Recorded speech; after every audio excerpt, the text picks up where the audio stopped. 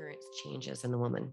I don't remember not noticing an appearance change in any person who does like really profound inner work when it comes to plant medicine. Like people just generally, when they purge years of trauma outside of their bodies, they're able to look years and years and years later. It's like the psychic plastic surgery that people get when they purge the things that no longer serve them. Like if you think about us and all the baggage that we have on our shoulders and all the things that we take on, even like having to take care of like a sick parent, like having to raise multiple kids, like losing your job, like there's so much trauma that we accumulate over the course of our lifetimes, and compound that with like childhood trauma and ancestral trauma and other life trauma. Then when you finally give yourself a moment to detoxify that profoundly on a cellular level, you absolutely look incredible, lighter, more beautiful. Like it really is a beauty, anti-aging, graceful aging type of treatment. I love it. I'm going to have a mantra along the lines of like carrying around years and pounds of emotional baggage is not a good look. Like consider not a good look. It might be time to get rid of it. 100%.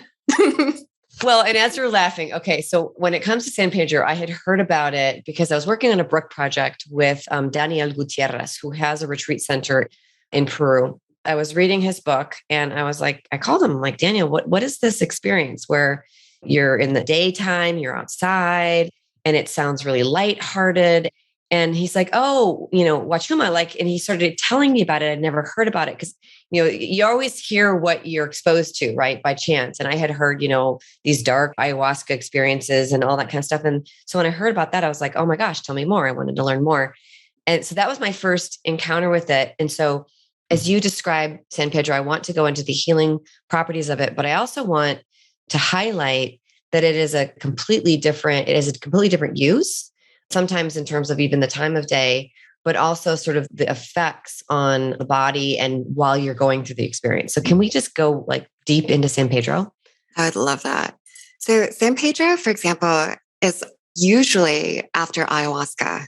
There's a dance between San Pedro and ayahuasca. They usually go together. They're both very powerful mind-altering substances that are the perfect spark when used together for healing, for transformation, for divine connection. And so what they do is they have a beautiful dance together. San Pedro is known as grandfather, and specifically grandfather time, which we'll go into.